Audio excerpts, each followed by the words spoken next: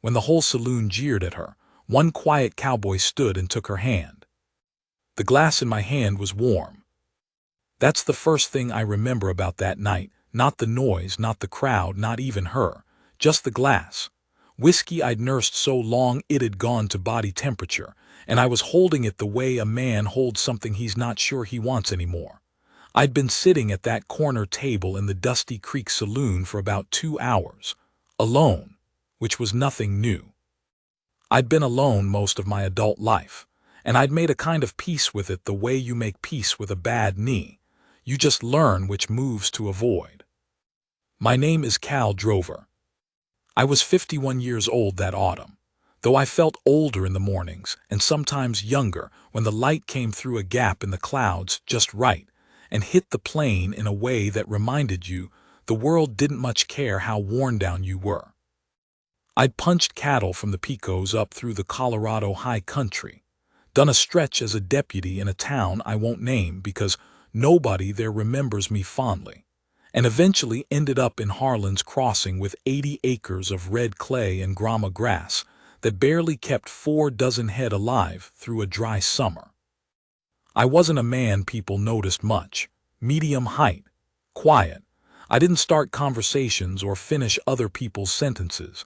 I paid my debts, showed up when I said I would, and kept my opinions mostly to myself.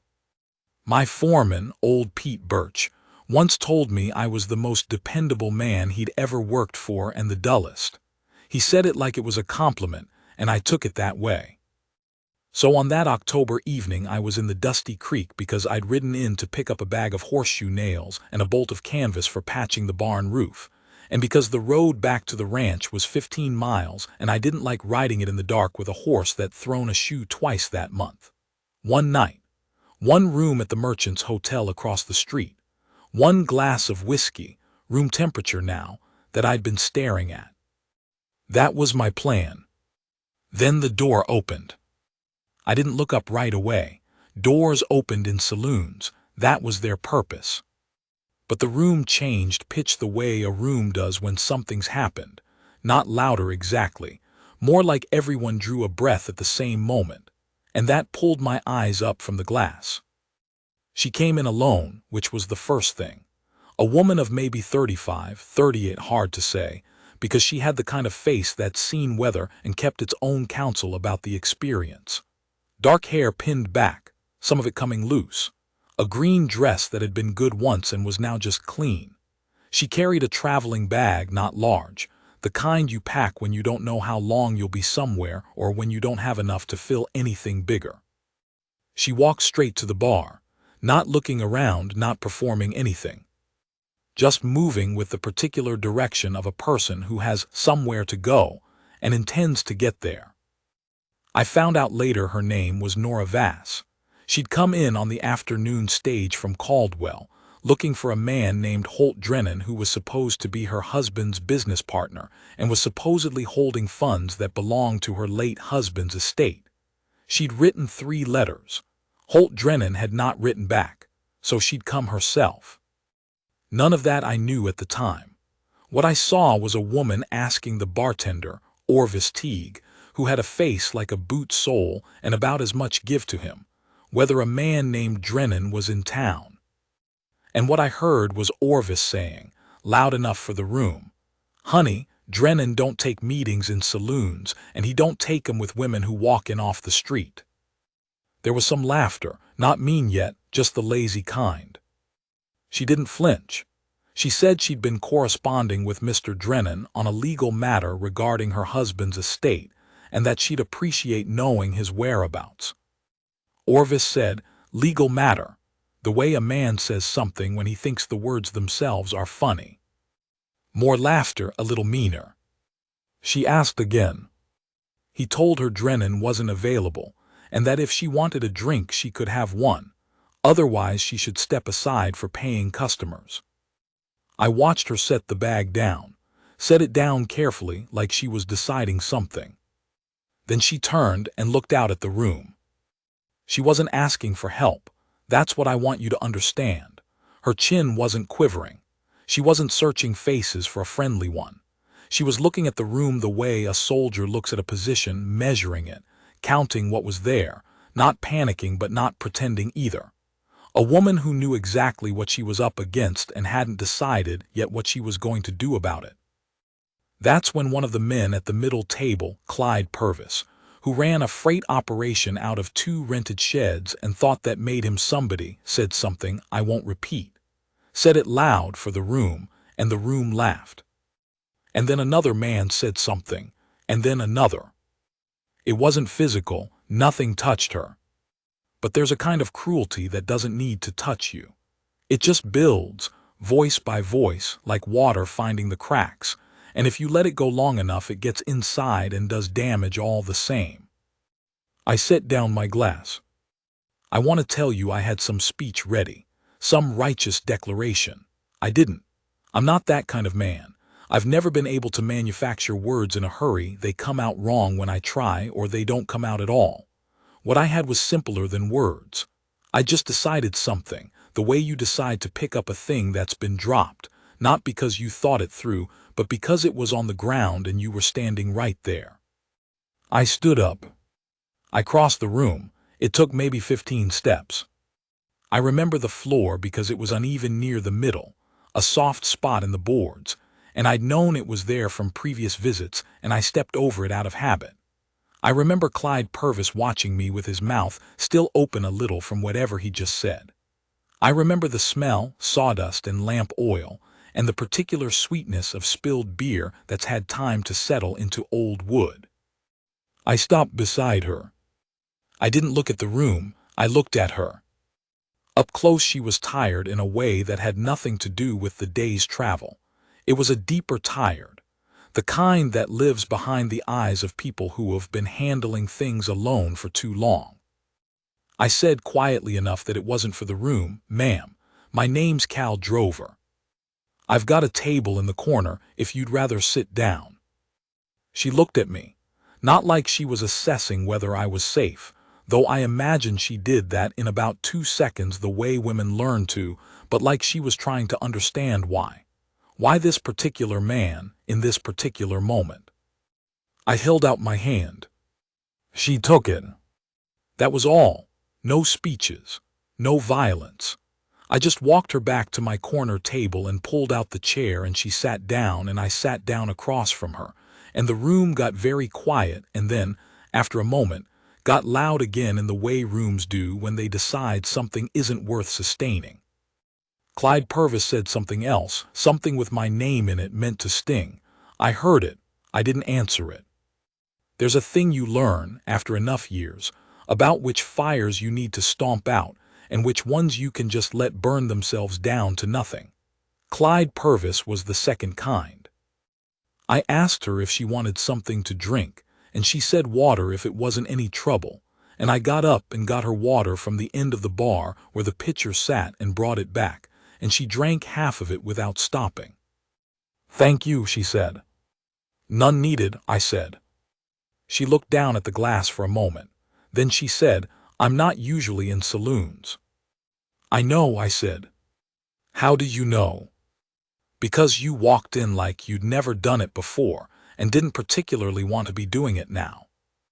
That made her almost smile, almost. "I'm looking for a man named Holt Drennan," she said. "He holds a promissory note that belonged to my husband. My husband passed in February. The note's for $1,400. Drennan hasn't responded to my letters." I knew Holt Drennan. Not well. The way you know a rock in a creek bed, you know it's there, you know it's slippery, and you give it a wide berth. He ran a land and title operation that was mostly legitimate and partly not, and the partly not was the part where men like Clyde Purvis did business with him. I didn't say any of that right then. I said, "What was your husband's name?" "Thomas Vass," she said. "He had a dry goods concern in Caldwell.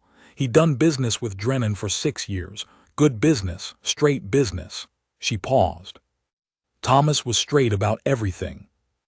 "When did Drennan stop answering?" "March," she said, 2 weeks after Thomas was buried." I thought about that. I turned my glass, still warm, around in my hands. Outside, the wind had come up, the way it did in October in that part of the territory, coming down off the breaks cold and steady and smelling faintly of pine resin from somewhere far north. "Where are you staying?" I asked. I was going to ask about that at the hotel. "Merchants is across the street. Mrs. Ellard runs it. She's decent. Tell her Cal Drover sent you and she'll give you a fair price." She looked at me again with that same measured look. "Why are you being kind to me, Mr. Drover?" I thought about how to answer that. The honest answer was that I didn't entirely know. There was the simple fact of it, a woman being laughed at for asking a legal question, and there was something else underneath that I couldn't quite name yet, something about the way she'd stood there taking measure of the room without flinching. I'd known men who didn't have that. I'd known a lot of men who didn't have that. "Because it was the thing to do," I said. She nodded slowly, like that was an answer she understood. She went to the hotel. I finished my water. I'd switched to water somewhere along the way and paid Orvis Teague without looking at him, and went out into the cold and walked the horses I'd stabled to make sure the lame one was being kept properly. She was. I went to my room, a narrow box with a window that faced the alley, and lay on the bed with my boots on and thought about Holt Drennan. I knew where his office was, a 2-story building on the east end of Main Street with a painted window, DRENNAN land and title. I'd walked past it a dozen times. Inside there was a front desk with a young man who wore city shoes and looked at people like they were interruptions, and behind that was Drennan's private office where no one went who wasn't invited. $1,400. To me, that was a year's worth of working hard and keeping careful, a year when the grass cooperated, and the price for beef didn't fall and nothing broke that couldn't be fixed cheap. To a widow in Caldwell, it was probably the thing between keeping the store and losing it. Thomas Vass had been straight about everything. His wife had ridden a stage alone across the territory to get what was owed him. I stared at the ceiling for a while. Then I went to sleep. In the morning, I was at Drennan's building at 8 o'clock.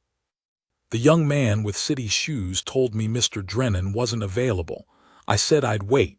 He said I might be waiting a long time. I said I'd had practice. I sat down in the chair beside the door and put my hat on my knee and waited. At 9:15, a woman came in, Mrs. Alderman, wanting to talk about a property line dispute. She waited 15 minutes and was shown in. At 10, 2 men came in together about a lease. They waited 20 minutes and went in. At 10:45, Drennan himself came out from the back with his coat on, clearly headed somewhere. He was about my height, softer in the middle, with a silver watch chain and the kind of careful grooming that takes longer than it looks. He saw me and didn't recognize me and didn't much care to. I stood, "Mr. Drennan, my name's Cal Drover. I ranch about 15 miles west of here. I'd like 5 minutes of your time about a matter involving the estate of Thomas Vass of Caldwell." He stopped. Something shifted very slightly in his face, not guilt exactly, more like a man checking to see if a window was latched. "I don't have anything to discuss regarding the Vass estate," he said. "That matter is under legal review." "What legal review?" I said. "I'm not at liberty to say." "It's a legal matter." He was already moving toward the door. "Mr. Drennan," I said. He stopped because my voice had something in it that made men stop, not threat, just wait, just the particular flatness of a man who isn't going anywhere. "Mrs. Vass rode a stage from Caldwell. She's staying across the street at the Merchant's Hotel. She wrote you 3 letters. Her husband did straight business with you for 6 years. She's owed $1,400 and she knows it and you know it. I'd like you to meet with her." He looked at me, the way men look at inconveniences they're trying to calculate. "I don't know you," he said. "No," I said. "You have some interest in this matter." "I don't," I said. "I'm a neighbor and I'm asking as a courtesy." He studied me another moment. Then he said, "Tell Mrs. Vass my associate Mr. Prout can see her at 2 o'clock this afternoon. Whether the note is valid and payable will depend on documentation she may or may not have. She'll have the documentation, I said. I didn't know that, but I knew the kind of woman who rode a stage alone across the territory didn't forget the paperwork. She had the paperwork. I met her at the hotel at noon for no reason I could have precisely explained, and she showed me what she'd brought. The original promissory note in Thomas's hand, signed and witnessed. 3 years of correspondence with Drennan's office. A letter from her husband's lawyer in Caldwell confirming the debt. She laid them out on the small table in the hotel's front room, the room where Mrs. Ellard kept a settee and a lamp and let guests use the table for business. And she laid them out the way a man lays out his cards when he's not bluffing. Neat, orderly, certain. This is all of it, she said. That's enough, I said, and I meant it. Any man with a clear head and clean hands would take one look at that note and know it was payable. She looked at me. Mr. Drover, you went to see Drennan this morning. I did. You didn't have to do that. I was up early, I said. She didn't quite smile, but something around her eyes did. Are you going to come with me to the meeting this afternoon? I hadn't thought about it. Or I had thought about it without knowing I was thinking about it, which is how I tended to work on things. If you want me to, I said. Why would I want you to? Not unfriendly, just honest, a woman who asked real questions. Because Prout is one of Drennan's men, and men like that behave differently when there's another man in the room. Not better necessarily, just different. She thought about that. You don't think I can handle it myself? I think you can handle most things yourself, I said. I think this particular thing might go smoother with a second set of eyes. She was quiet for a moment. Outside, a wagon went by on the street, the driver shouting something at his team, the wheels grinding on the hardpack. All right, she said. 2 o'clock. Then she said, I appreciate what you did last night, in the saloon. She said it directly, looking at me. I've been turning it over in my mind. I don't know many men who would have done that. They would have, I said. Most of them just didn't. She looked at me with something I couldn't read then. I can read it now, looking back from where I sit. But then I just thought she was being polite. The meeting with Prout lasted 40 minutes. Prout was a thin man with a legal pad who used words as walls. He raised 3 objections to the note's validity. The witness signature was possibly incomplete. The date notation was in a different ink. The terms of repayment were not specific enough regarding timing. Each objection was delivered in the flat tone of a man who has raised these objections before and found them effective against people who don't know better. Nora Vass knew better. She answered every objection with something from the papers. The witness had countersigned a separate notarization that covered the gap Prout was pointing at. The second ink on the date was her husband's habit. She produced 2 other documents in the same hand showing the same pattern. The repayment timing was specified in an accompanying letter, which she had. Each time, she waited for Prout to finish his objection. Then she opened a folder and removed a paper and placed it on the table. I sat in the second chair and did not speak. I didn't need to. By the end of it, Prout's legal pad was mostly blank, and the papers on the table had done their work. He said he'd need to confer with Mr. Drennan regarding the final authorization. Nora said she'd expect a letter by end of business Friday. Prout said that might not be possible. She said she'd be at the Merchant's Hotel until Saturday morning, and that if no letter arrived she'd file in the territorial court on Monday, which she was fully prepared to do and had already made the preliminary arrangements for. She said it calmly, not as a threat exactly, as information. Prout said he'd see what he could do. We walked out into the afternoon light. He'll pay, I said. He'll try to reduce it, she said. He might try, you won't let him. She looked at me sideways as we walked. No, she said, I won't. We stopped at the corner of Main and Cottonwood, and she turned to face me.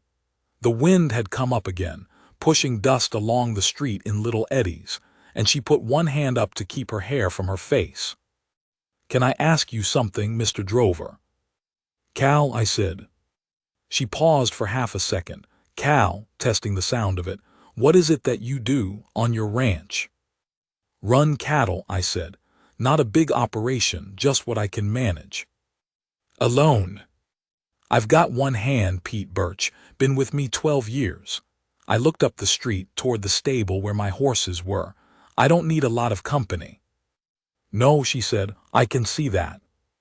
I didn't know what she meant by it then. I've thought about it since, and I still think she might have meant two different things at once, which was something I'd learned was not unusual for her.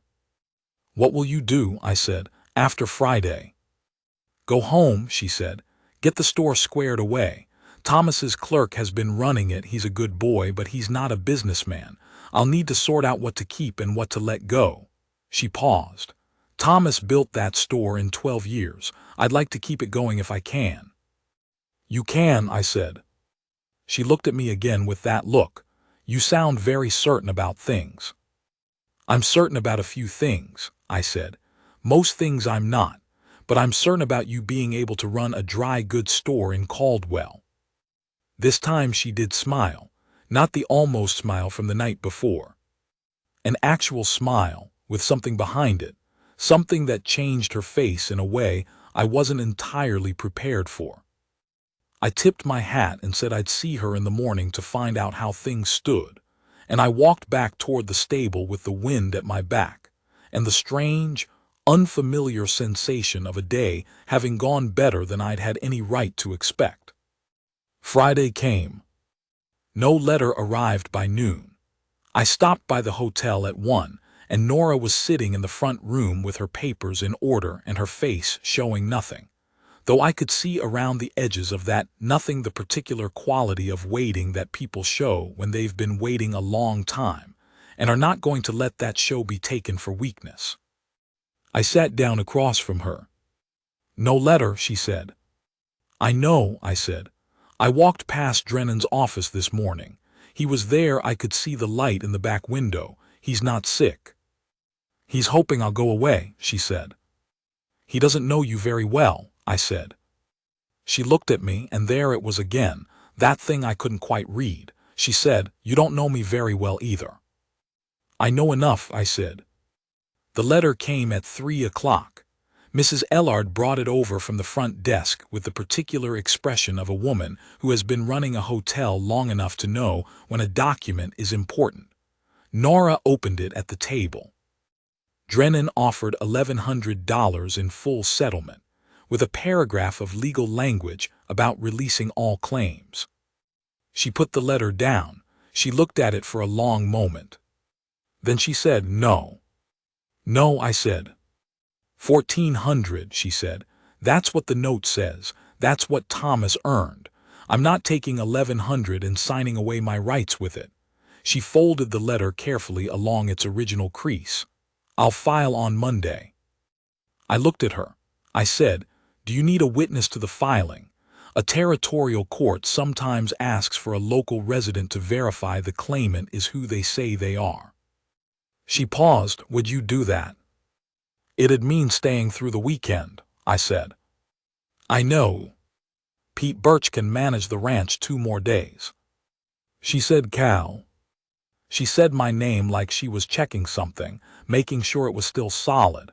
"You've been very good to a stranger." "You're not much of a stranger anymore," I said.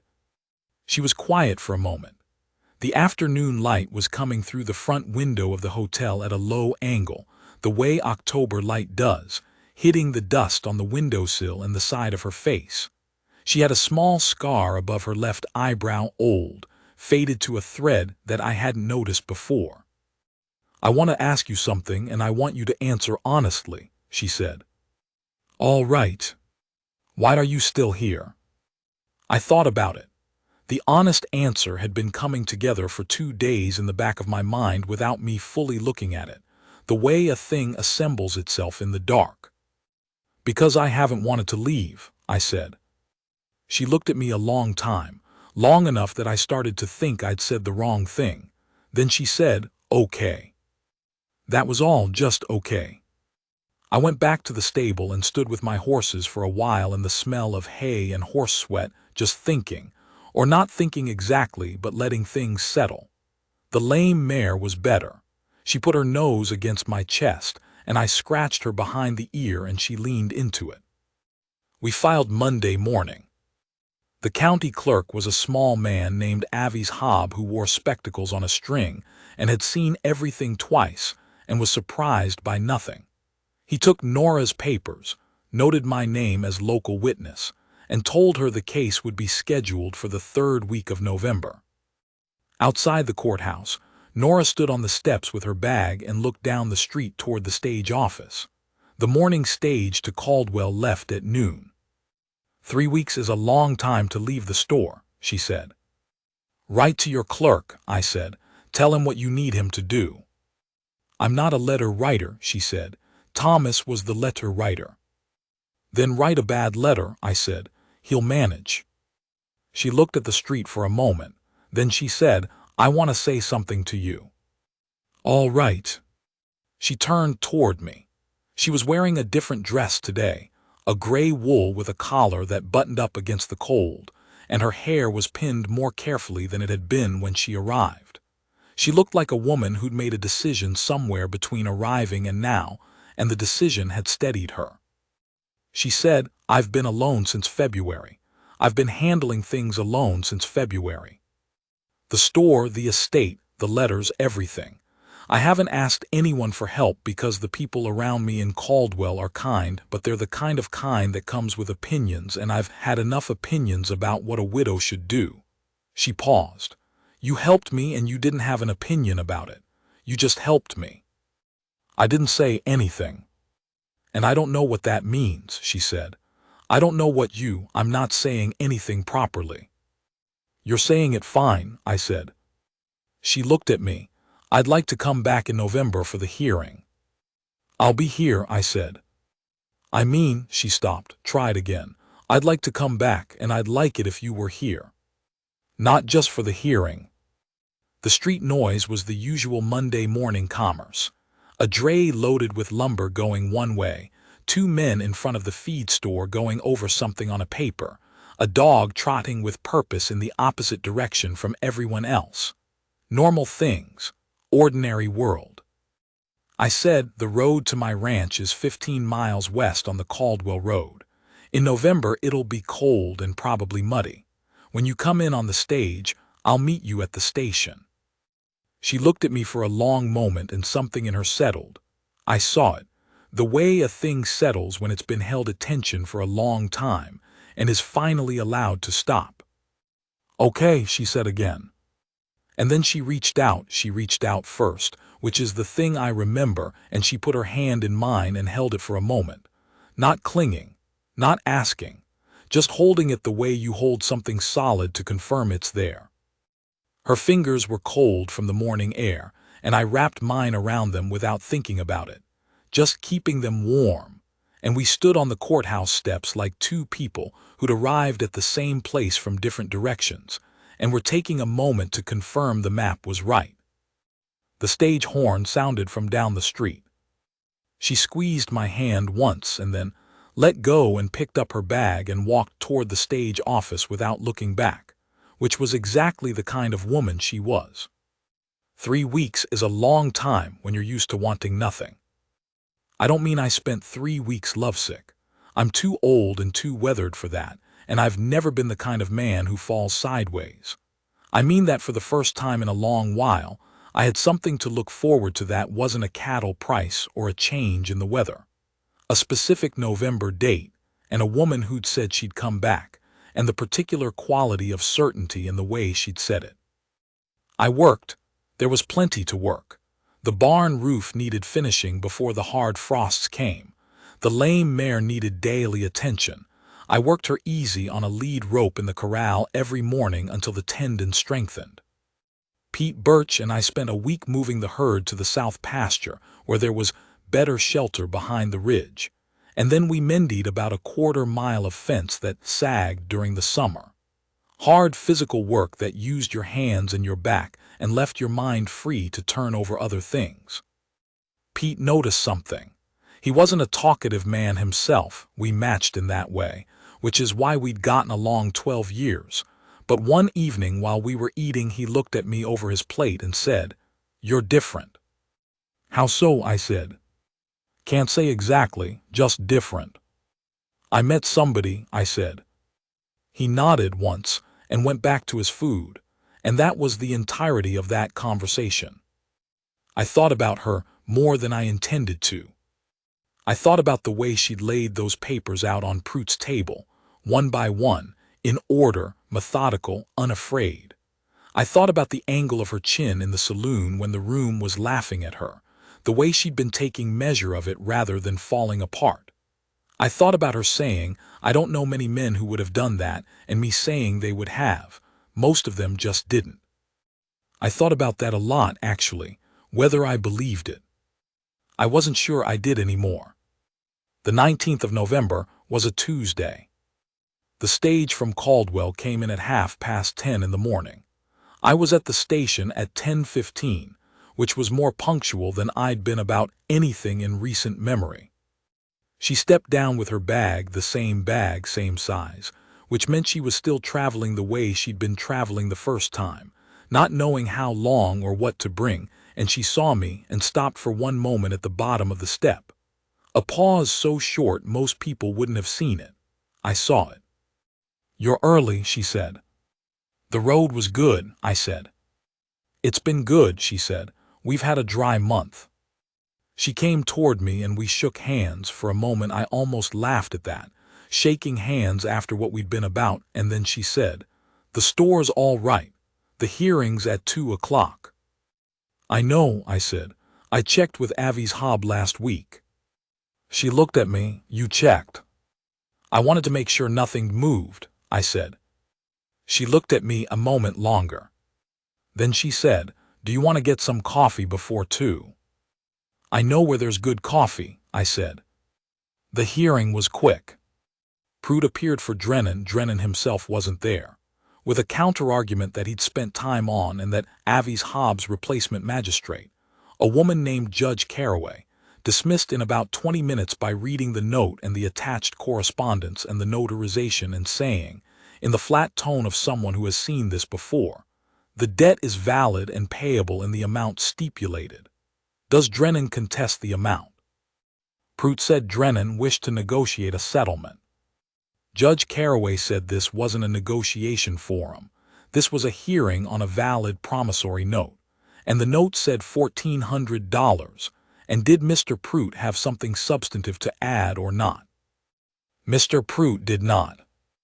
Nora was awarded $1,400 plus the filing cost of $12, to be paid within 21 days, and that was that.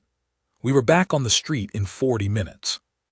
She stood on the same courthouse steps in the same cold November light, and she stood very still for a moment. I didn't say anything. Sometimes people need a minute to let a thing arrive. Then she let out a long breath. "Thomas would have been glad," she said. "I imagine so," I said. She was quiet. The street was quiet too, mid-afternoon, midweek, most people indoors, the cold keeping them there. A scatter of leaves blew across the steps and she watched them go. "I need to go back to Caldwell tomorrow," she said. "I know.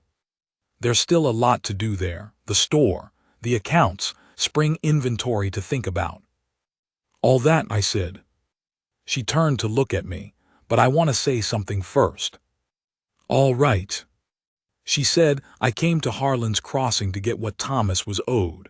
That's what I came for, and I got it, and I'm grateful for the law and for Judge Caraway and for all of it." She paused.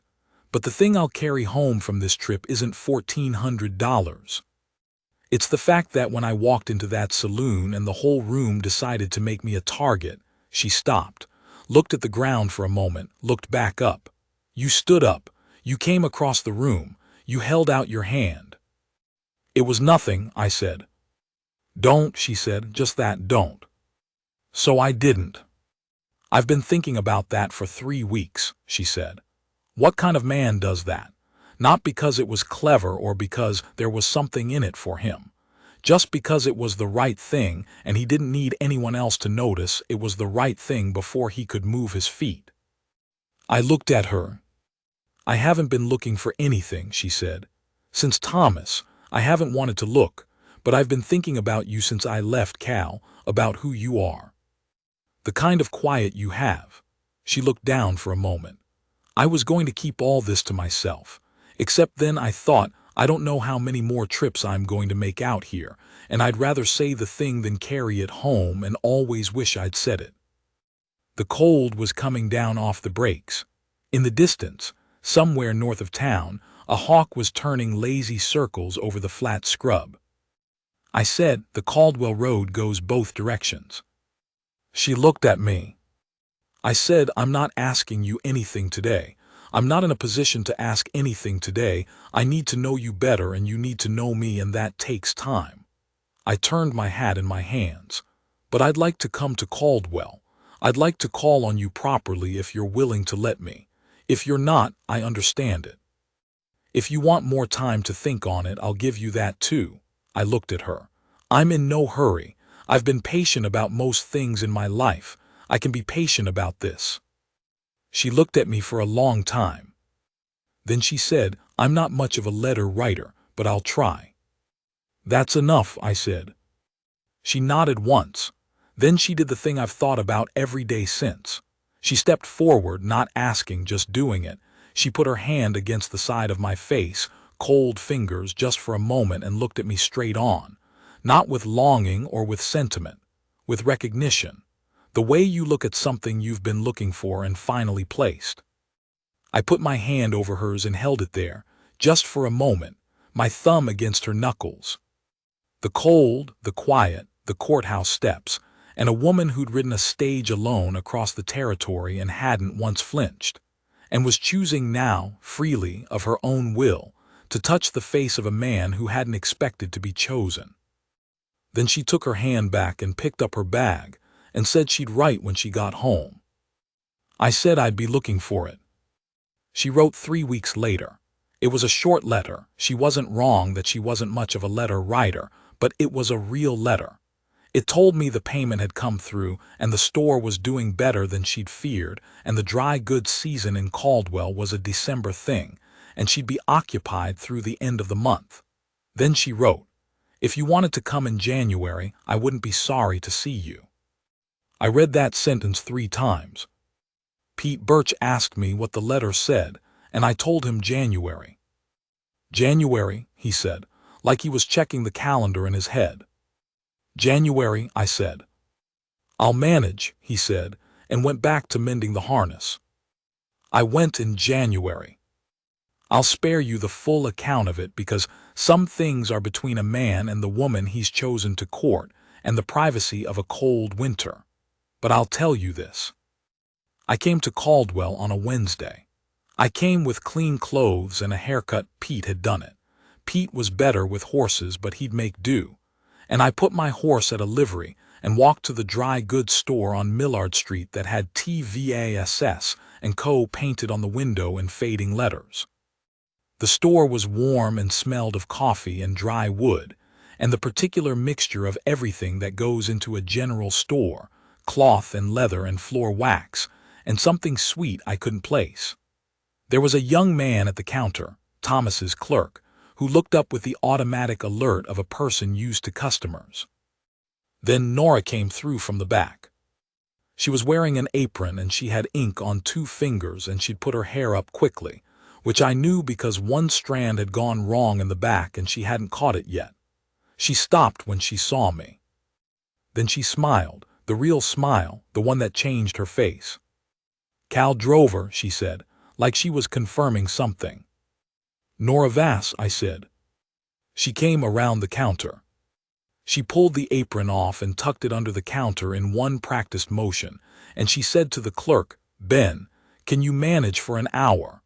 And Ben said yes, ma'am, without asking any questions, which told me something about how the store was run. We went for coffee. We talked for 2 hours in a place on a side street that had good stove heat and bad coffee, and 2 chairs by the window that caught the afternoon light. And I told her about my 80 acres and my 4 dozen head, and what I hoped for with the ranch and what I was realistic about. She told me about the store, about Thomas, about the 12 years they'd built it, and the things she'd learned about herself in the months since his death. Things you don't learn until you're carrying it all yourself, the weight and the accounting and the decisions. She said Thomas was a good man. I loved him. I'm not going to pretend otherwise or diminish it. I wouldn't ask you to, I said. She looked at me. I want you to know that because I want to be honest with you from the start. What I have for you isn't built on forgetting him. I understand that, I said. Do you? I've lost things too, I said. Not a marriage, but things. And the things you've lost aren't gone, they're just changed. I don't want you to put him away. She was quiet. Then she said, "You're a more unusual man than you look." "You're not the first person to say something like that," I said. "Who's the first?" "Pete Birch. He said I was the most dependable man he'd ever worked for and the dullest." She laughed, a real laugh surprised out of her, and the sound of it in that cold side-street coffee room was about the finest thing I'd heard in years. I came back in February. And March. In April she came out to the ranch. I won't say she wasn't somewhat startled by how spare it was. The house was a man's house, which means it was functional and clean and had absolutely nothing on the walls. She walked through it without comment, which I appreciated. She looked out the back window at the south pasture, where the cattle were visible in the distance, small dark shapes against the brown grass. "How much land?" she said. 80 acres, I said. "I lease another 40 in summer from Thurlow to the east." "Good grass?" "East pasture's good, west pasture's work. The creek runs through the middle, which is the thing that makes it worth having." She looked at the south pasture for a while longer. Then she said, "It could be more." "I know," I said. "I've been buying it piece by piece when I can." She turned from the window. She was wearing a coat and she hadn't taken it off yet because the house was cold. I'd been slow getting the stove going. She said, "The store is doing well, better than I thought it would without Thomas. I've been thinking about what to do with what it earns." I looked at her. "I've been thinking that land is more reliable than goods," she said.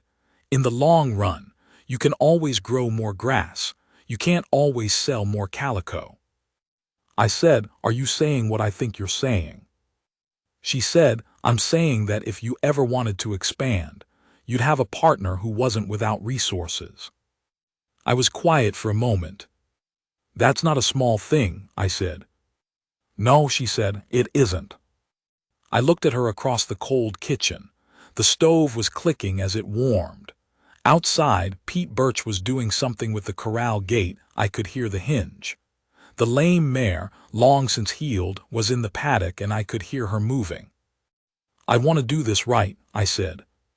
"Before any of that." "Yes," she said. "I want to ask you properly." She looked at me with steady eyes. "You can ask me right now if you want." I almost said, "I don't have a ring." I didn't say it because she would have told me she didn't care about a ring, and I already knew that about her.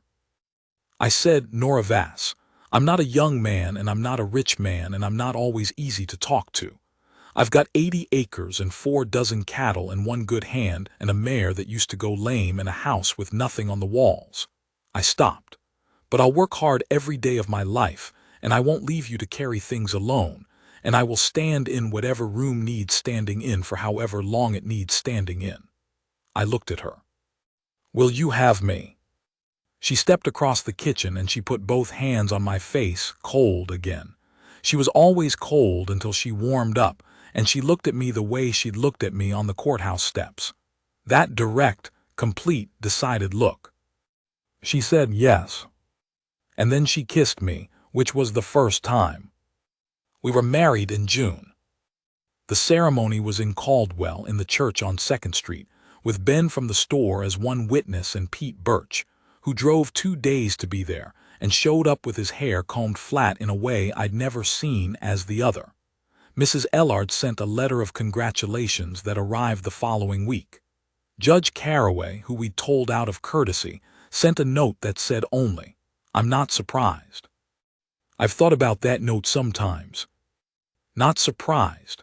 Like it was the inevitable conclusion of something that started the moment a woman walked into a saloon with a traveling bag and didn't flinch, and a man across the room put down his glass and stood up.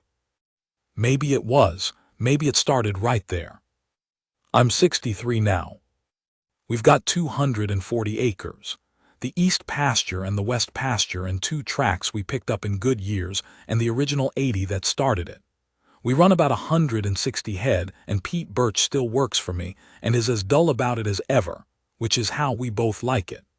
Ben still runs the Caldwell store. It's his store now, bought from Nora on terms that were fair to everyone, which is the way she does things. The house has things on the walls now. There's a photograph taken at our wedding that sits on the mantelpiece. I'm in my good coat, which is not a particularly good coat, and she's standing beside me in a blue dress that I know was the one thing she bought new for the occasion because she told me so. We're not looking at the camera in the way the photographer asked us to. We're looking at each other. Pete Birch says it's the only good photograph of me he's ever seen, because in every other one I look like I'm waiting for something unpleasant. He's right, in that one I'm not waiting for anything.